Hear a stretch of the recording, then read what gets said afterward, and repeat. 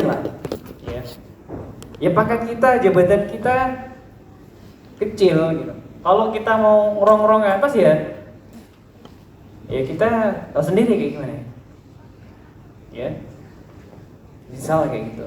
Ya anggota dewan yang terjadi malah komplotan semuanya gitu ya. Yang berani itu yang perlu dibangun ya. Jadi kalau kita bicara tentang membangun pengetahuan, pemahaman ya, mana yang baik, mana yang buruk, mereka udah tahu, udah paham ya. Tapi lebih kepada sadar dan mau dan bisa untuk melakukan itu ya. Karena kalau kita ngelihat aja ya bisa kita tahu, tapi untuk melaksanakannya gini, teman-teman sekarang statusnya masih mahasiswa ya. Coba nanti teman-teman ingat dalam waktu 5 tahun, 10 tahun ke depan, 15 tahun ke depan, 20 tahun ke depan, ketika teman-teman nanti sudah kerja baik di lembaga swasta maupun pemerintahan ya, ini ingat benar nih, ujian PPKN itu nggak diuji lewat UTS atau UAS atau project atau nilai yang di kelas sebenarnya. Ujian PPKN itu ya ketika nanti teman-teman di suatu lingkungan pekerjaan teman-teman ya, baik di swasta, pemerintah maupun di lingkungan masyarakat, apakah teman-teman kita, termasuk saya juga, kita bisa menjalankan sebagaimana mestinya ya, melakukan yang baik, tidak melakukan yang jahat ya. Tidak menutup mata apabila terjadi ketidakbaikan dan terus melawan terhadap ketidakbaikan itu dan memperbaikinya dan seterusnya ya. Apalagi teman-teman nanti kalau masuk dalam politik itu bagus ya, penting, kita nggak boleh apatis ya, tapi hati-hati ya, waspada ya. Dan apa ya, karena kan ada kepentingan, ada ya menjegal itu juga ada di situ ya, baik di dalam partainya sendiri gitu, apalagi beda partai ya. Artinya di sana sudah ada ya permainan yang nggak baik gitu ya. Tapi bukan berarti kita apatis atau membiarkan. Kita silakan, tapi kan teman-teman boleh masuk ke situ kan sesuai dengan kapasitas, kemauan, keinginan dan kebisaan kita ya. Nah, tapi kalau misalnya mau masuk situ ya perlu hati-hati dan apakah betul bisa ya agar tetap pada di jalannya. Angelina Sondak ya, salah satu contoh yang sangat bagus ya. Tahu kan ya Angelina Sondak? Tahu nggak? Yang baru kemarin keluar dari penjara. Ya pernah denger lah ya. 2011 ya dia korupsi. Awal-awal melakukan proses transaksional. Dia orang yang sangat keren banget sebelum masuk dalam politik. Ya. Orang yang sangat cerdas. Ya. Dia seorang aktivis lingkungan dan alam, orang hutan terutama di situ. Nah, dia berpikirnya visioner bagus.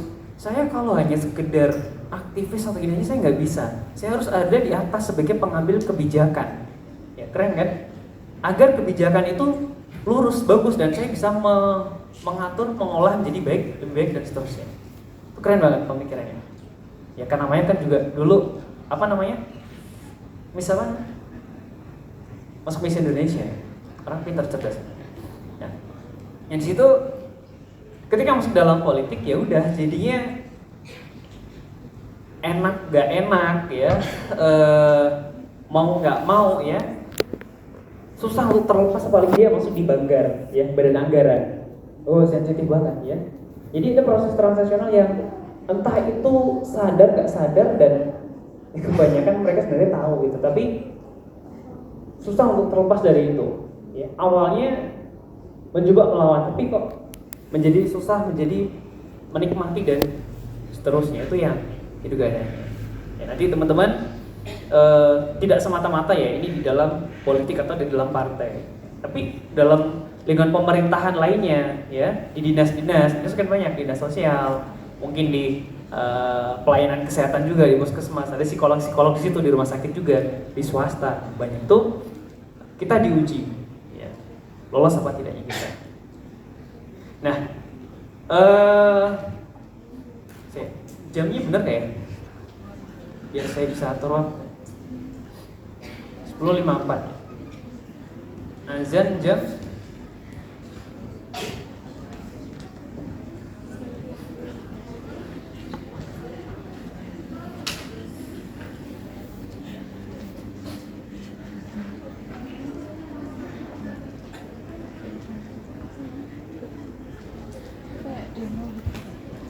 Oke, 33 menit lagi.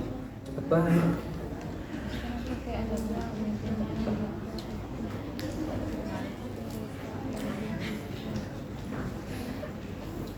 Oke, insya Allah 11.30 ya. Biasanya di Indonesia itu azannya agak molor dikit.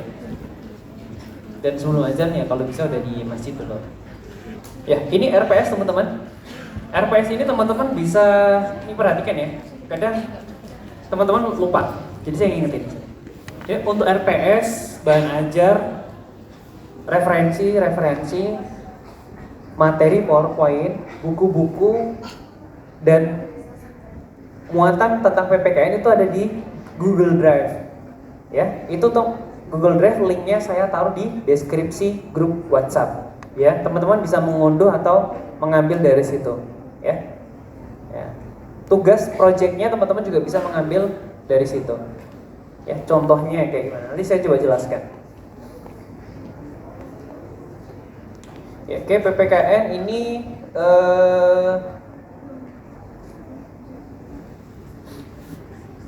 nah, untuk evaluasi PPKN itu secara formalitas lah ya, secara formal saya menyebutnya. Karena secara real itu ya di dalam kehidupan kita. Nah, secara formalitas UTS dan UAS itu 25%, 25%. Ya, totalnya 50% ditambah dengan hasil project yaitu 50%. Jadi project lebih besar ya, nilainya 50% gitu.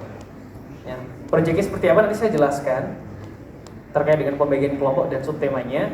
Yang pada intinya teman-teman nanti melakukan semacam riset sederhana, baik melalui kuantitatif dengan cara membagi kuesioner ataupun kualitatif dengan wawancara. Teman-teman pilih salah satu, boleh wawancara atau kuesioner. Nah, nanti luarannya berupa artikel ilmiah, poster, dan video. Ya, artikelnya, contohnya itu contoh dari saya sudah saya taruh di Google Drive. Silakan bisa dicari. Itu contoh aja yang maksimal 5 halaman, minimal 3. Ya. Gak usah banyak-banyak, 3-5 halaman. Nah, artikel itu nanti diupload di web, baik itu blog ataupun dari semacam. Nah, saya bukakan sekali. Kemudian untuk poster itu cukup 1 lembar, ya bisa teman-teman memakai PowerPoint atau Canva atau yang lainnya. Dan kemudian yang terakhir itu adalah video. Nah, video itu teman-teman bisa membuat sekitar 59 detik cukup ya. 59 detik. Videonya baik posternya maupun artikel semua tentang edukasi. Edukasinya tentang apa? Tentang subtema yang sudah saya share tadi di awal. Nanti akan saya share ke teman-teman lebih lanjut. Nah, ini linknya ada di grup WhatsApp. Nah, ini saya perlihatkan. Nah, tugasnya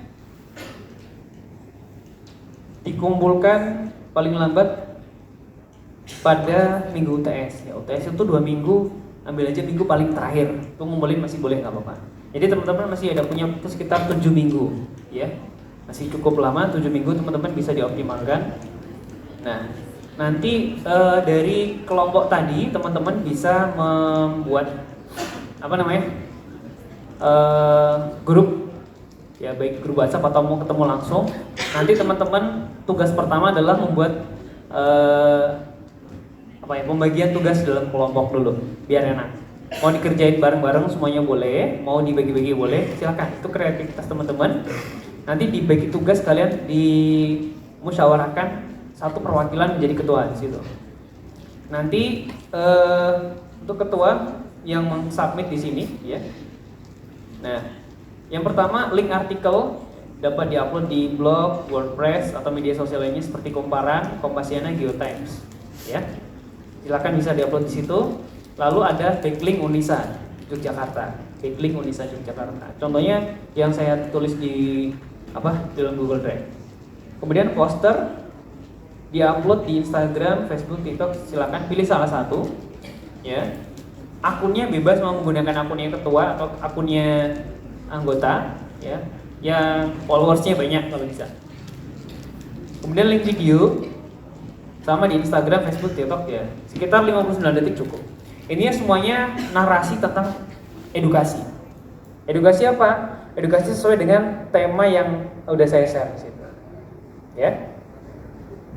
Nah, nanti silakan bisa ditulis prodi, kelas, kelompok, NIM, nama ketua, NIM nama anggota 1, NIM nama anggota 2, 3, 4, 5 dan seterusnya.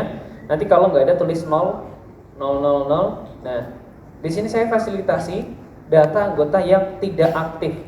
Ya, jadi teman-teman kalau misalnya mendapatkan ada anggota yang tidak aktif di dalam kelompoknya, silakan tulis di sini.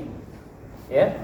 Misalnya dia benar-benar 100% nggak aktif, ya tulis aja namanya siapa. Kalau ada 2, tulis enter, tulis lagi NIM namanya. Kalau misalnya dia hanya aktif 50% aja, ya 50% nggak aktif, maka silakan tulis namanya di sini. Ya, jangan takut, jangan nanti diintervensi teman-teman. Saya menjaga kerahasiaannya, ya. Nanti kalau misalnya karena takut atau takut diancam atau diintervensi, bilang aja ya, nggak saya laporin di sini kok, nggak saya tulis di sini. Tapi nanti atau besoknya teman-teman input lagi, namanya ditulis, nggak apa-apa. Ya, itu saya memperbolehkan, ya. Itu saya menghalalkannya dan insya Allah Tayyib juga. Itu karena meminimalisir kerugian dari teman-teman, gitu ya. Jadi saya meminimalisir teman-teman yang berpotensi tidak aktif ya, agar menjadi aktif. Ya, kalau misalnya tadi ya dilihatin ya cara mengisinya, ya, dicekin gini ya. Oh, nggak ada namanya ya, ini nggak ada namanya submit. Oke. Ya. Maksudnya kamu tetap izin. Temenin sama orang yang mengintervensi itu. Kemudian nanti atau besoknya teman-teman input yang ada namanya dia. Oke, nangkap ya. Nah, nanti Pak, nanti email saya dicek. Nah, kan ini buktinya bakal masuk email. Ya. Emailnya dibuat 2, ya. Sorry, maksudnya gini. Teman-teman submit 2 kali, yang ada namanya dia dan yang nggak ada namanya dia. Ya, jadi yang ada namanya dia dihapus. Di trase dihapus. Di emailnya. Email send dan trase dihapus. Jadi nggak tahu gitu. Pura-pura aja bilang aja, nggak saya laporin kok. Gitu ya, nangkep ya. Nah, jadi ini sebagai saya sampaikan di awal sebagai upaya meminimalisir teman-teman yang berpotensi tidak aktif.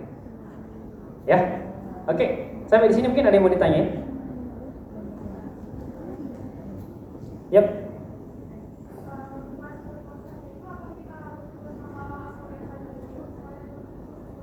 Gimana?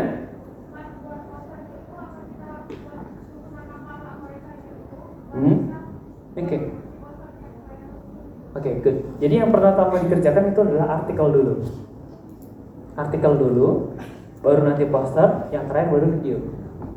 Nah, artikel formatnya sudah saya tuliskan, nggak perlu saya jelaskan terlalu panjang. Ya, intinya teman-teman melakukan suatu riset, penelitian sederhana aja, baik kuantitatif dengan membagi kuesioner. Baginya ke siapa? Teman-teman mahasiswa sendiri yang isi. Ya gampang, ya. Diwajibkan kalau bisa biar isi semua. Ya biar nanti teman-teman ketika dipresentasikan, tahu ternyata hasilnya kayak gini. Bagus kalau semakin banyak yang ikut. Itu kalau teman-teman mau kuantitatif membagi kuesioner. Tapi kalau teman-teman mau kualitatif, mau wawancara, boleh, silakan. Yang mau diwawancarain siapa? Mahasiswa sendiri boleh, ketua kelas boleh, dosennya boleh. Yang mau diwawancara ketua BEM boleh, ketua ormawa, ketua OKM, dosennya juga boleh, silakan. Oke, kreativitas teman-teman, pengen wawancara atau kuesioner? Ya.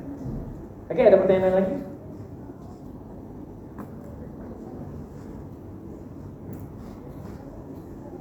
Biar efisiensi waktu untuk pembagian kelompok, nanti beserta subtemanya saya share di grup. Ya. Yang perlu saya sampaikan, di kelas B itu ada perbedaan sedikit ya. Di kelompok 13 itu hanya ada 5 orang kelompok. Kelompok C 12, 11, 12, 13 itu kelompoknya ada lebih dari satu. Ada 7. Ya, silakan.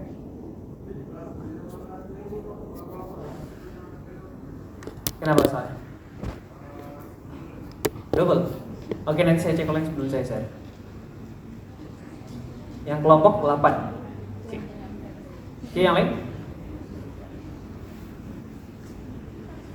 Belum ada? Ya. Kalau belum ada, saya lanjut lagi.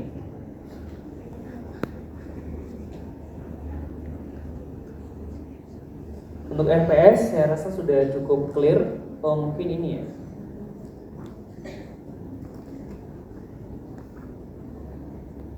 Untuk pertemuannya, nggak begitu kelihatan ya.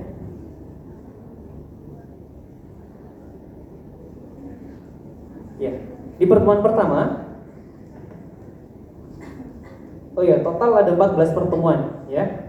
Kita 14 pertemuan ini sebenarnya kan minggu ketiga, kita agak terlambat, tapi mungkin nanti kita coba kejar ya. Ini pertemuan pertama kita bahas sejarah Pancasila dan Daurah Diwasyada. Kedua, Pancasila dalam perspektif filsafat Islam dan dasar negara.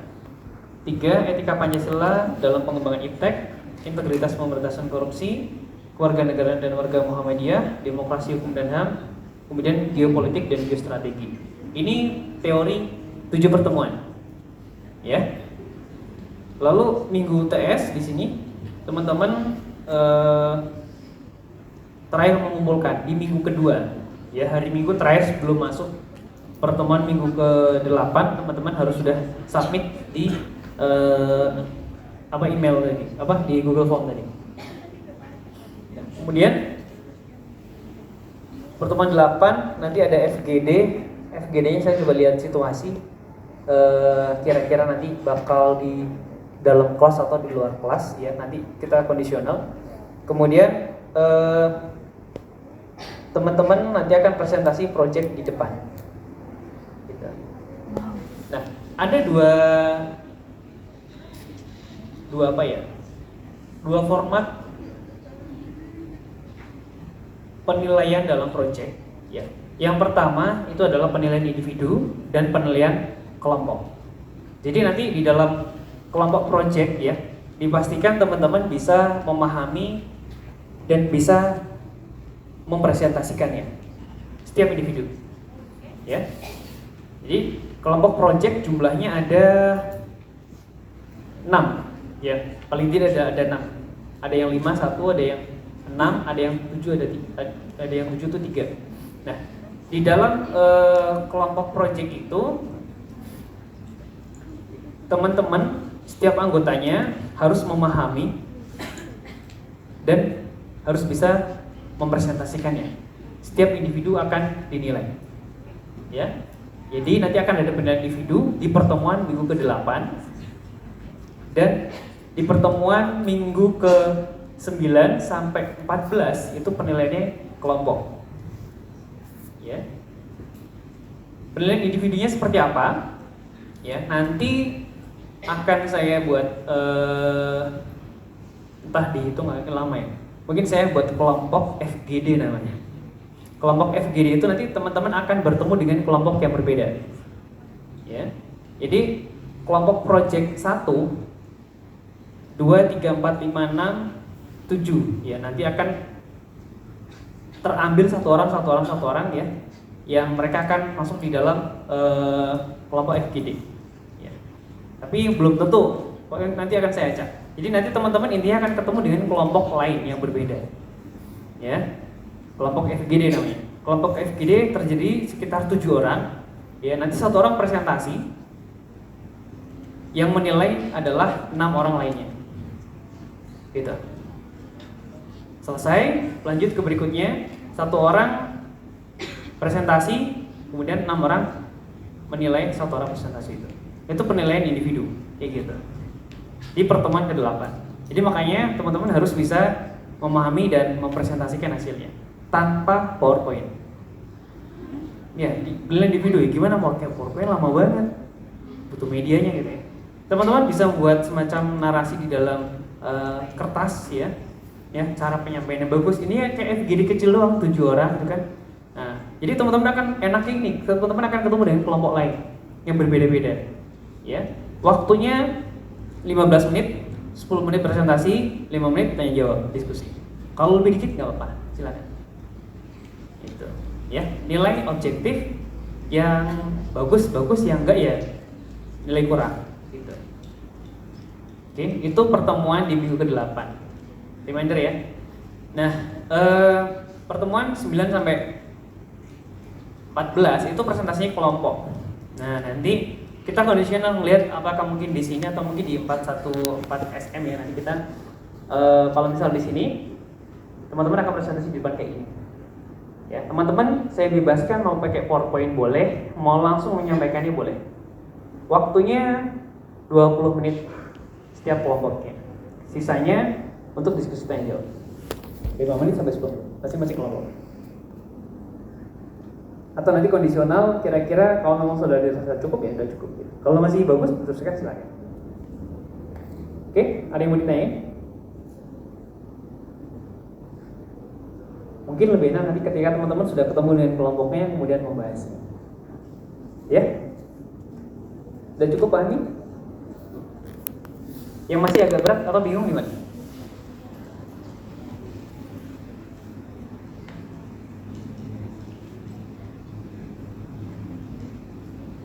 Penilaian individu dan kelompoknya nanti ya.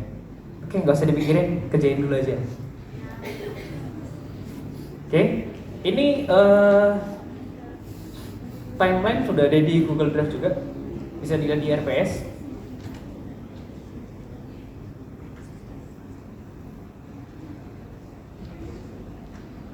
Oke, ini hal-hal lain ya, bisa menyusul ya. Nah, oke. Sedikit mungkin saya masuk di materi kita, sejarah Pancasila dan Darul Adil Asyari. Ada 2 poin ya, sejarah Pancasila dan saya salah buka materi sebentar.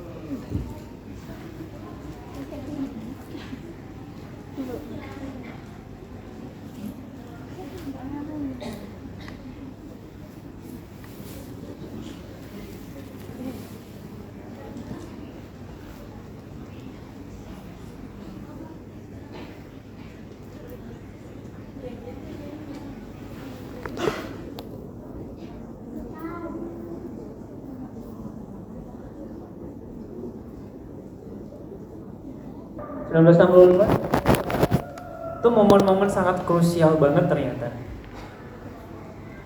yaitu runtuhnya Orde Lama ya, berganti dengan Orde Baru kepemimpinan Soeharto. Dan ternyata di balik itu semua ya, ada PT Freeport. Nanti nyambung pokoknya. Jadi ada kepentingan Amerika Serikat memerdekakan tanah Papua agar bisa membuat kontrak karya ya, yang masih membuat Indonesia terikat sampai saat sekarang, yang dan nggak bisa lepas walaupun Indonesia nggak mau. Itu kontrak karya yang terjadi ya, sehingga PT Freeport itu ya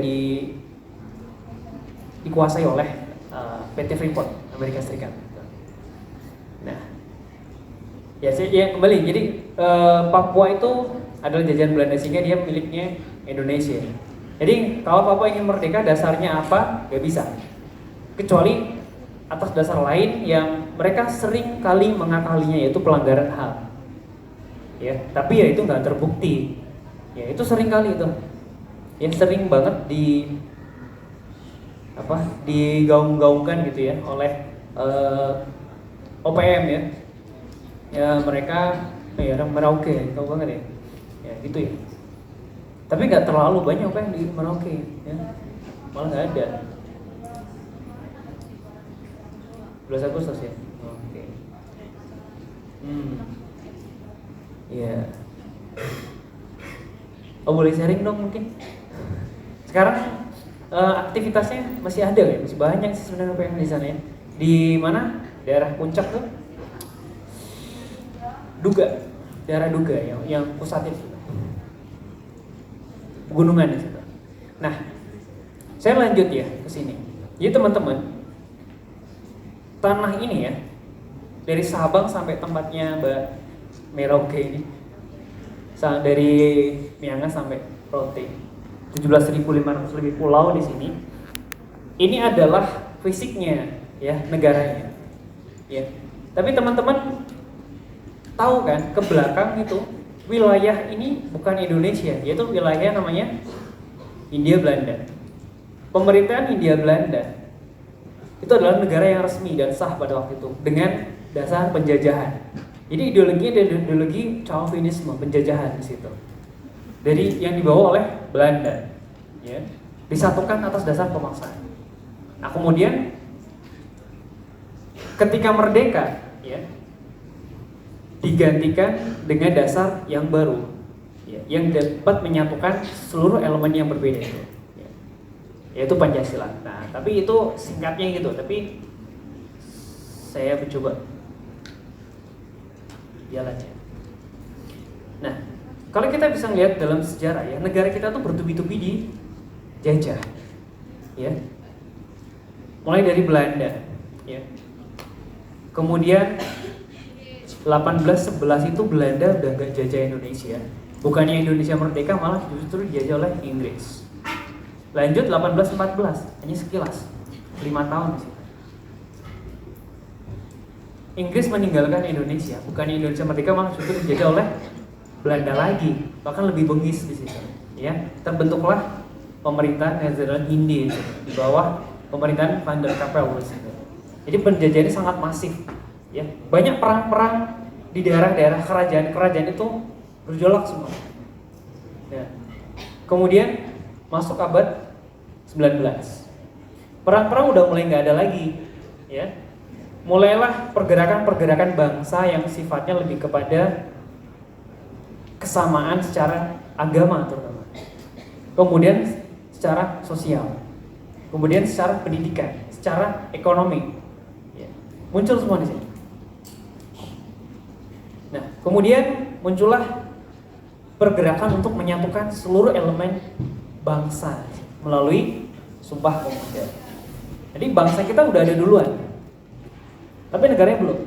Nah, orang-orang yang ada di dalam Sumpah Pemuda ini ya, diketuai oleh Muhammad Yamin di situ, bersama dengan yang lainnya, tokoh-tokoh ya, termasuk juga Soekarno ya.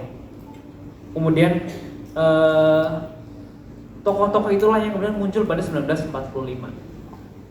Sebelum 1945, ya, kita bisa melihat bahwa secara eksternal, ya, politik luar negeri kita sangatlah luar biasa. Ya. Jadi di dalam Perang Dunia Kedua, 1941, Belanda meninggalkan Indonesia. Ya, Indonesia merdeka nggak? Enggak, malah justru dijajah oleh negara lain, Jepang. Ya. Jepang kenapa menjajah Indonesia? Tahu? Karena Belanda dalam musuhnya Jepang. Ya, awalnya bukan karena mau menikmati Indonesia, bukan, tapi karena Belanda adalah musuh dari Jepang. Ya, bersama dengan sekutu, termasuk Inggris, termasuk Amerika Serikat. Ya, kemudian menjajah Indonesia. Alhamdulillah. Harus setengah jam.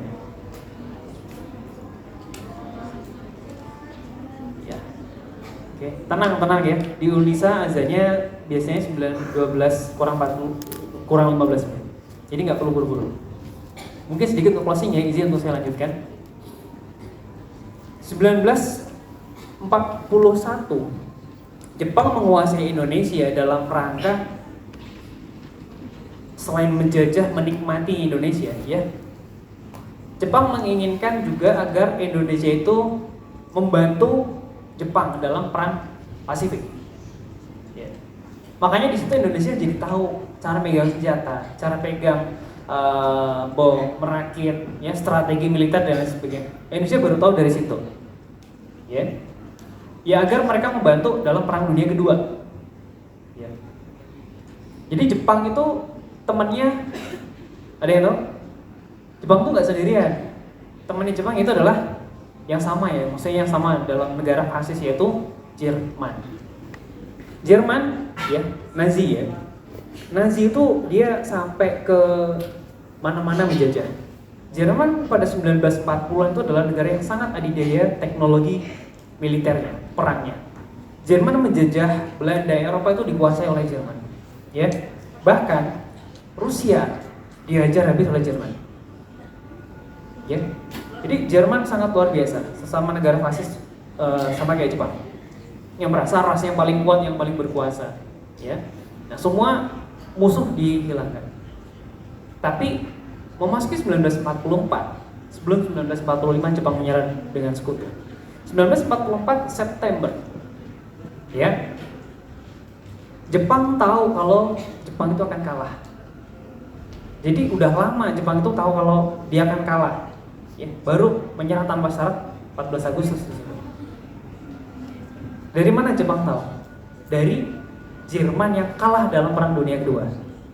Ya, Jerman walaupun teknologinya bagus dan menguasai negara, tapi kan ya hukum alam ya. Semuanya menyusut ya. Fisiknya berkurang akhirnya ya Rusia menyerang balik ya. Inggris menyerang balik, hancur lah itu Jerman. Ya. Sampai ke kota-kotanya hancur semua. Nah, di situ Jepang yang udah tahu akan kalah, Jepang menyiapkan Dokuritsu Junbi Sasake, DBPKI. Ada yang tahu kenapa? Kok sampai dipersiapkan segala? Kenapa?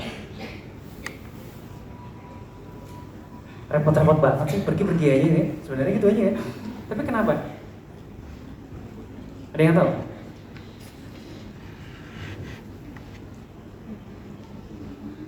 Ada yang tahu kenapa? Karena Jepang secara politik perang yang saya pelajari, teman dalam politik ya harus bisa dipertahankan sebagai teman agar bisa bekerja sama dan menguasai lebih lagi. Tapi kalau teman nggak bisa dipertahankan, ya maka jangan sampai jadi lawan. Kalau ada lawan, ya maka harus kita jadikan teman. Ya, dengan cara apa? Indonesia, tanah ini adalah tanah netral, bukan kawan, bukan lawan dulu. Tapi ketika dijajah oleh Belanda, menjadi pemerintahan Hindia Belanda, ya wilayah ini menjadi musuhnya atau lawannya Jepang, sehingga dilawan, dikuasai, dijajah, ya, sehingga Indonesia menjadi temannya Jepang. Nah, tapi Jepang tahu nggak bisa mempertahankan teman, maka apa yang harus dilakukan? Ketika teman nggak bisa dipertahankan, maka jangan sampai jadi lawan. Harus bisa dipertahankan. Kalau nggak bisa dipertahankan bagaimana? Jadikan teman itu netral.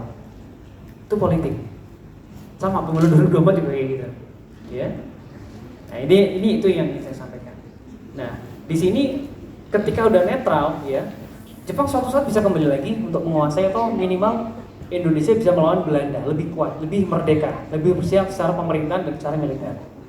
Belakangan mungkin Jepang kalau mau bantu bisa bantu, tapi ya itu di luar hal. Tapi yang penting Jepang ingin Indonesia netral, merdeka. Di situ Dokuritsu Junbi Sasake diketuai oleh Dr. Haji Diningrat. Pertanyaan pertama yang sangat filosofis dan fundamental dari dulu sampai sekarang dan seterusnya. Pertanyaan dalam sidang yang mulia. pertanyaan adalah apa dasar negara kita jika negara kita merdeka? Apa landasannya? Apa yang bisa menyatukan kita? Dan itu bisa bertahan untuk selamanya, yaitu Pancasila. Nah, proses seperti apa mungkin insya Allah saya lanjut di pertemuan berikutnya ya. Tapi mungkin bisa tolong di reminder, saya baru sampai di sini gitu ya. Nanti teman-teman bisa mengingatkan saya agar pertemuan berikutnya nggak loncat gitu ya. Oke, terima kasih teman-teman. Buat yang cewek-cewek silakan masih di dalam ruangan dulu, nggak apa-apa.